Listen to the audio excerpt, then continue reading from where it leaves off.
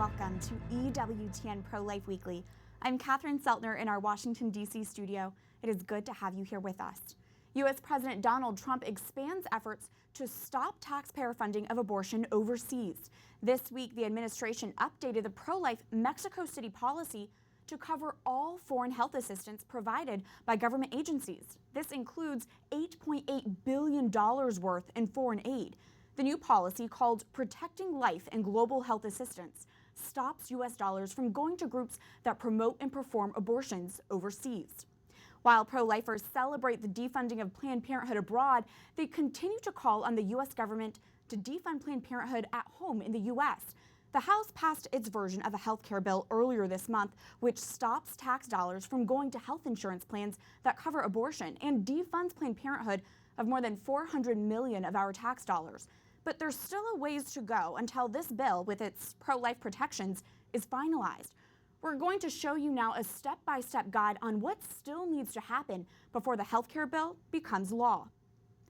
The next step is for Senate Republicans to draft their own version of the health care bill because they're using a special budgetary procedure known as reconciliation. The bill must comply with the special budget rules. The Senate parliamentarian is the one to decide if the bill complies with those special rules. If any senator objects to a part of the bill they don't think follows the rules and the parliamentarian agrees, the language will be struck. The parliamentarian will have discussions with senators before the bill goes to the floor to figure out if the rules are being followed. Then the bill goes to the full Senate for a vote, and senators have one more chance to raise objections. When all objections and amendments are heard and decided, the Senate votes on the bill. If the health care bill passes, the House can pass the bill exactly the way the Senate approved it, or a conference committee will form to reconcile the differences between the two versions. After that, the combined bill will be sent to the House and Senate for a vote.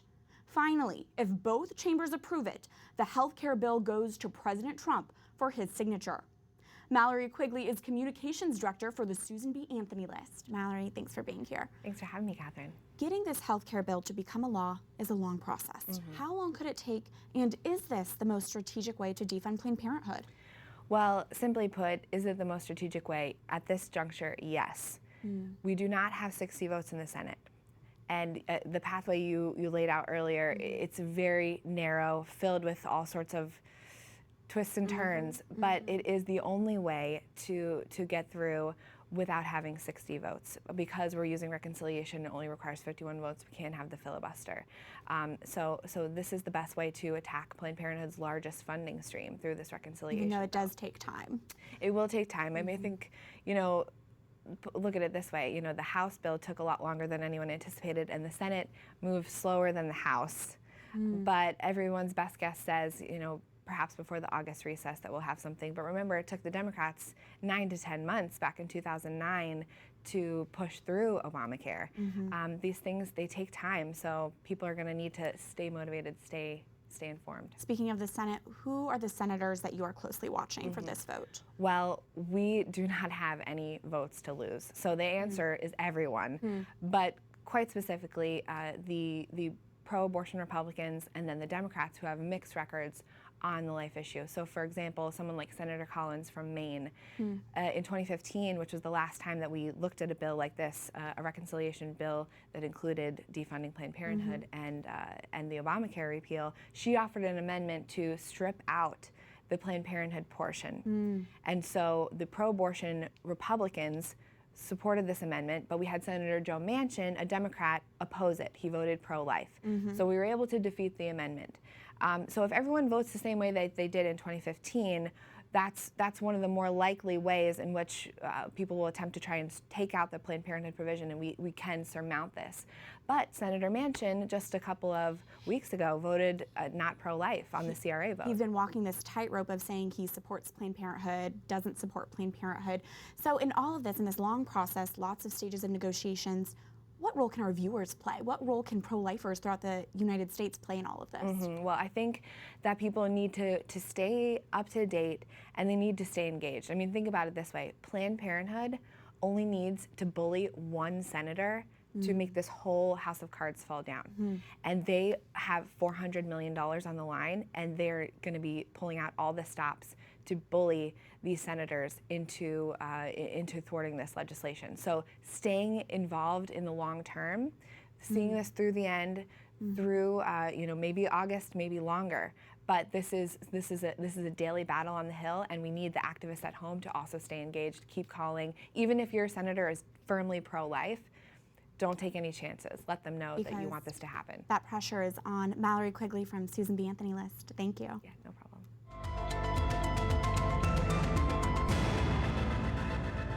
The U.S. House of Representatives passed a health care bill that does two important things. One, it stops our tax dollars from going to health insurance plans that cover abortion.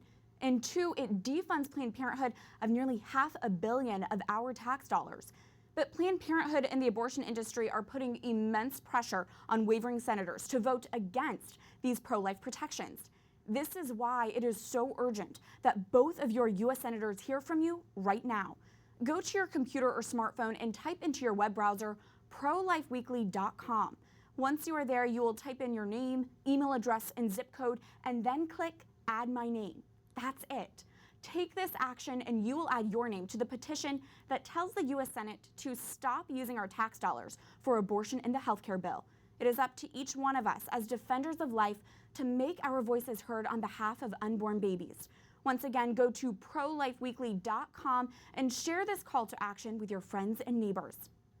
Let's now speak with one of the House Republicans who voted in favor of the healthcare bill with its pro-life protections.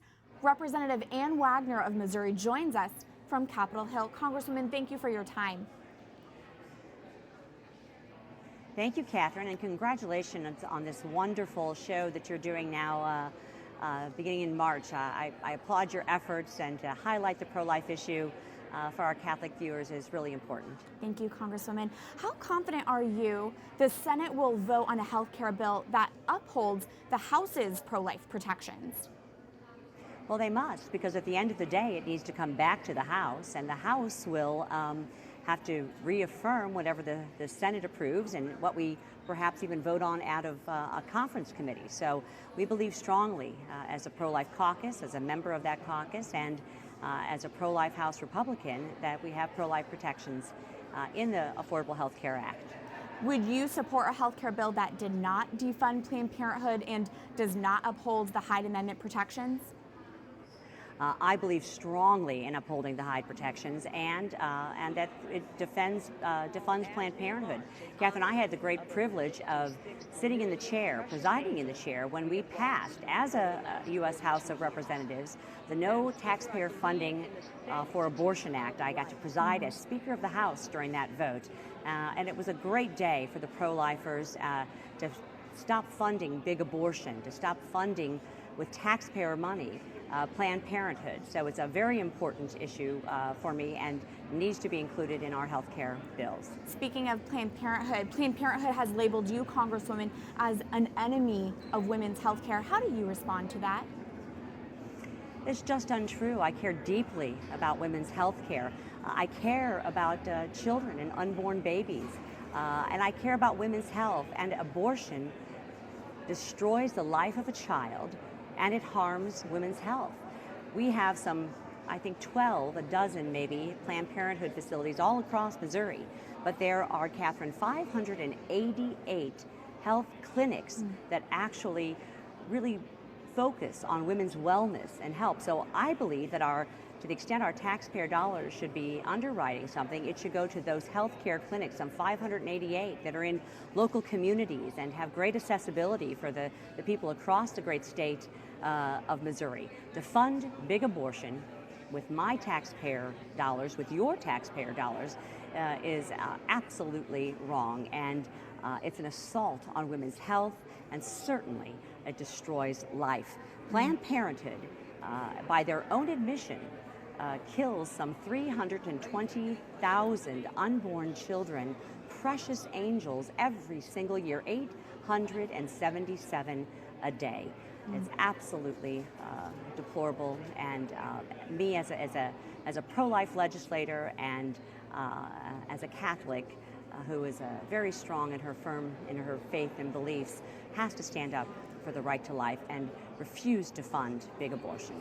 Your mother-in-law was Loretta Wagner, a pro-life pioneer from Missouri. Seems the pro-life cause is really seeped into your family. It has been, and you know, I brought a picture. Sometimes people say, how long have you been active in the pro-life world and cause? And it's really been kind of sadly all of my adult life, but this is a picture of me marching on Washington, D.C. Back in 1990. I was pregnant with my third son then, and I attended with my mother-in-law, who was on the flip side of this brochure and this picture. Loretta Wagner was a champion for the right to life from the very, very beginning, and I am the great honor and privilege of following in her footsteps from a legislative standpoint to make sure that we all preserve and protect those who are most vulnerable in our society, whether they're the elderly or whether they're an unborn child. Congressman, you mentioned your Catholic faith. As a Catholic, how do you view your role in politics when it comes to upholding the sanctity of life? You know, my Catholic faith is core to my belief system, to who I am. It informs every facet of my life. But I also believe, Catherine, that being pro-life and preserving and protecting the sanctity of life is a constitutional issue also. It's not just about faith. We are all endowed by our Creator to life, liberty, and the pursuit of happiness. And that means all life, from those at the moment of conception till our time of natural death. Representative Ann Wagner, Missouri, thank you for your time. My great honor, thank you. And thank you for what you're doing for the pro-life cause. And it's an honor to be on with all of you and your viewers. Turning now to more pro-life news, the Archbishop of Sydney, Australia, applauds the rejection of an abortion bill. The state of New South Wales voted down a bill that would have decriminalized abortion. Archbishop Anthony Fisher says this is great news because the bill also would have forced objecting doctors to refer an abortion provider and would have prevented sidewalk counselors from coming within about 150 yards of an abortion clinic. Illinois Senate votes to expand funding for abortion across the state. The measure permits abortion coverage by state employee health insurance and Medicaid funds. Republican Governor Bruce Rauner will likely veto the bill. An assistant principal at a suburban Philadelphia school resigns after an online video showed him arguing and cursing at pro-lifers outside the school. Zach Ruff had been on paid leave since last month's confrontation. The video circulated online shows an escalating argument between Ruff and two pro-lifers who were on the sidewalk near the school. The school district says Ruff regrets his behavior. As a note, the people behind this video call themselves abolitionists, which they say is distinct from pro-lifers. Netflix is adding more warnings for viewers about graphic content in the show 13 Reasons Why. The drama is based on a best-selling book about a high school student who kills herself and leaves behind 13 audio tapes detailing the reasons why. According to the Centers for Disease Control, suicide is the third leading cause of death among young people between the ages of 10 and 24. Our news partner, Catholic News Agency, has a roundup of Catholic groups urging caution against the show. We're joined now by our expert panel to discuss this from both a pastoral and psychological perspective. Father Matthew Schneider is author of Spiritually Mentoring Teenage Boys and a priest with the Legionaries of Christ. Dr. Michael Horne is Director of Clinical Services for Catholic Charities of the Diocese of Arlington. Thank you both for being here. Thank you. Now, my teenage years are still fresh in my mind. They were less than a decade ago. Let's talk about the unique struggles facing teens and high schoolers today. What are they grappling with, and what might make them vulnerable to a show like 13 Reasons Why? Well, I think the biggest difficulty that teenagers are facing today that maybe, 20, 30 years ago when we had our teenagers, we didn't really face, was all this technology, which can be very helpful, but can also create a kind of social isolation. Mm-hmm. Because one of the great things about human life is all our social relationships, in person, talking to your grandma, visiting your grandma, things like that. And if everything is done over mediated by the technology, you lose some of that. That personal interaction. Absolutely. I think that we're more isolated, and even families are spending quality time staring at tablets. We're losing those genuine encounters that are really essential to health and flourishing. If a parent or a youth minister might suspect one of their teens is dealing with depression, maybe suicidal thoughts, what would you recommend them? What advice would you give? I think one of the things we need to do is really address the issue right away. Not be afraid of using words like depression or suicide, but approaching it in a casual way, in a way that says, I'm concerned about you, I want to help, as opposed to something that might put the teenager on edge or feel like suddenly they're in the spotlight with a lot of unwanted attention. Well, I think along with those, I think there's also the fact of being close to teenagers, because if you develop a relationship with those teenagers, you're much more able to help them. And if you see that the teenager's struggling with something, well, find things that they're going to enjoy, help them out with that, you know? And also, I'd say the spiritual, in the sense of sometimes struggles are really like some kind of sinful thing, and confession is very helpful. Not that there's others who need psychologists, but some people, it's really kind of like a sin is eating away at them, and confession is very helpful. And the sacraments can be so powerful there. Now, how can families in a healthy way discuss these topics that are very real but very difficult? It is a difficult thing to talk about, as you say. I think one of the things that we have to do is focus on the relationship and say, you are not alone. We want to be here. We want to talk about these issues that are very pervasive. In fact, there are probably about 25 suicide attempts for every one completed suicide. This is something that is a huge issue for young people today, and we want to make sure that they get the support that they need starting at home. And I think a lot of it comes up naturally, because eventually a friend of a friend will commit suicide or something. I don't think it's something you go out of your way to bring up too often, but it comes up, and you have to be able to address it face on, like Dr. Michael said. And I think as well with that is to know the maturity of your teen, you know, because to know at what level they can do it, you know. I remember a priest friend of mine was telling me about how they were doing a funeral for a dad, and they were hiding it from the kids that dad had killed himself, because the kids were just little kids.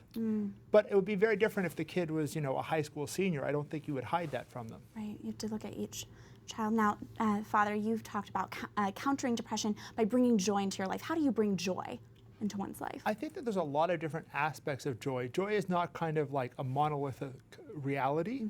We have joy from different things. We have joy from our relationship with God, our relationship with the saints, our spiritual life. We have joy from our relationships with others, our family, our friends. We also have joy from doing things we enjoy. We enjoy. You know, I enjoy going for a bike ride, and you know, it's not missing something spiritually, but I'm missing a certain aspect of it if I'm not able to go riding for a month.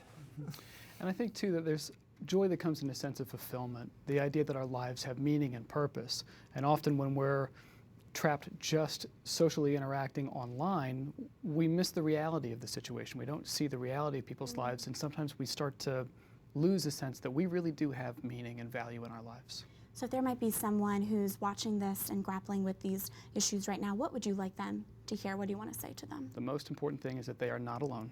This is very common. There is hope, and there are people out there who want to help. Father? And I would say the same thing, but I'd say when you're looking for people who want to help, first reach out to those, you know, around you, like your family, your best friend and things, maybe your mom or something. And after that, if that doesn't seem to be sufficient, then reach out to a counselor. And there's no shame in going to a psychologist or a counselor if you have something like that. It's just like, you know, I have a friend who's diabetic. They have to take medicine every day so they don't have insulin spikes. They have to go to the doctor every few months to check, make sure everything's going fine. Father Schneider, Dr. Horne, thank you both. When we come back, the niece of Dr. Martin Luther King Jr. tells us why she believes her uncle would be speaking up for the pro-life cause if he were here today. Stay tuned as EWTN Pro-Life Weekly continues after this break.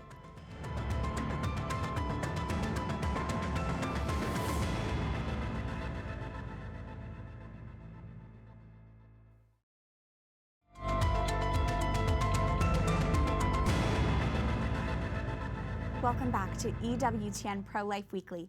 I'm Catherine Szeltner. This week we are speaking out against a manipulative and deceptive Planned Parenthood campaign. Planned Parenthood used Mother's Day to advocate for abortion. America's largest abortion provider blasted an email saying we can't celebrate motherhood because the Trump administration defunded the UN Population Fund, a group that reportedly cooperates with China's forced abortions. There were several Mother's Day related tweets from Planned Parenthood and this one from the abortion giant's president, Cecile Richards. Nothing says "I love you, Mom" like standing up for the right of mothers everywhere to get the care they need. Planned Parenthood, you cannot say you are for motherhood while simultaneously encouraging mothers to get an abortion and take the life of the child that makes them a mother in the first place. You cannot say you are for motherhood if most of your centers don't even provide prenatal care for expectant mothers. As an investigative report by Live Action revealed, only 5 out of 97 U.S. Planned Parenthood facilities do provide that care.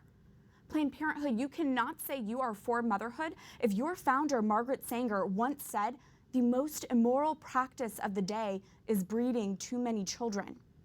Cecile Richards, you're right that mothers should get the care they need, but that care cannot come from Planned Parenthood so long as your centers promote abortion. You can't celebrate life-giving if you are for life-taking. Remember, there is always something you can do to counter Planned Parenthood in today's culture of death by following this week's call to action. Go to prolifeweekly.com to tell the U.S. Senate to uphold pro-life protections in the healthcare bill. She grew up in a family of civil rights leaders, and now she is fighting for the civil rights issue of today. This week, we sit down with Alveda King, the niece of Dr. Martin Luther King Jr., who has a powerful voice in her own right. Dr. King, thank you for your time. Thank you, Catherine. It's wonderful to join you, and congratulations on your new show. Thank you. There is this talking point, abortion talking point, that defunding Planned Parenthood would hurt minority women the most. It would hurt the Black community. How do you respond to that claim? As an African-American woman who has experienced abortion, I am post-abortive. I bought that story that it was to help my community and that it would make a stronger community. But when I realized that those were little babies, not lumps of flesh, as we were told so many times, then I knew that we were harming not just the babies, not our own bodies, but our communities and our faith. And so it is not true that Planned Parenthood offers women's medical services. What they offer is abortion and related products that kill babies, hurt women, and weaken society. Can pro-lifers better serve minorities and better serve the Black community? Well, we have discovered statistically that there are more pregnancy care centers than abortion mills that are run by Planned Parenthood and other abortion providers. And at those facilities, they do offer good health assistance. They give you the pregnancy test, the referrals to pro-life doctors who can assure that you have a healthy baby, and then they give you life alternatives, how to live and to improve your own lifestyle so that you can become a parent or have your baby adopted. Your uncle, the Reverend Dr. Martin Luther King, was able to bring this nation together through prayer and through unity. Abortion is one of the most divisive issues. So what can pro-lifers take away from your uncle when it comes to bringing unity together for life? My uncle, Dr. Martin Luther King Jr., the brother of my father, Reverend A.D. King, and their daddy King, Martin Luther King Sr., valued the sanctity of life. Uncle M.L. Martin Luther King said the Negro cannot win if he's willing to sacrifice the futures of his children for immediate personal comfort and safety. Planned Parenthood is not being honest when they say that Martin Luther King Jr. would support their agenda. He valued the sanctity of life. And I believe that that is something that everyone should be able to embrace in order to build a strong community, in order to be people of faith. We must value life from conception until natural death. That means the babies in the womb, the poor, the well, the rich, the sick, the elderly, everyone. And it wouldn't matter what our skin color is because we're one human race anyway. And I believe if my uncle were here today, or my dad or grandfather, they would encourage me in delivering this message. On a personal note, Dr. King, you helped to reinvigorate my pro-life views and my desire to work in the pro-life movement when I heard you speak on my college campus. What kind of reaction do you tend to get from college students when you go around and you speak at their university? My favorite activity remains the visits to the college campuses. I was a college professor for 19 years. And so when I put this question to college students, and you heard me do this, and I will say, a woman has a right to choose what she does with her body. The baby is not her body. Where's the lawyer for the baby? And when I ask the college students that question, I can just know that they're beginning to think, to consider, and I'll say, you're smart, you're brilliant. You're not our future hope, you're our hope right now. Your future is today. What can you do to make life better? And I want to guarantee you it won't be aborting babies. And usually, sometimes I get some pushback, but more often than not, they begin to think about that. And I like those types of responses. It's such a pivotal time to be introduced to those pro-life ideas and concepts. Dr. Alveda King, thank you for your time. Thank you so much. That's it for this edition of EWTN Pro-Life Weekly. You can reach us anytime with questions, ideas, comments at prolifeweekly@ewtn.com. I look forward to seeing you here again next week. Life is a gift. God bless.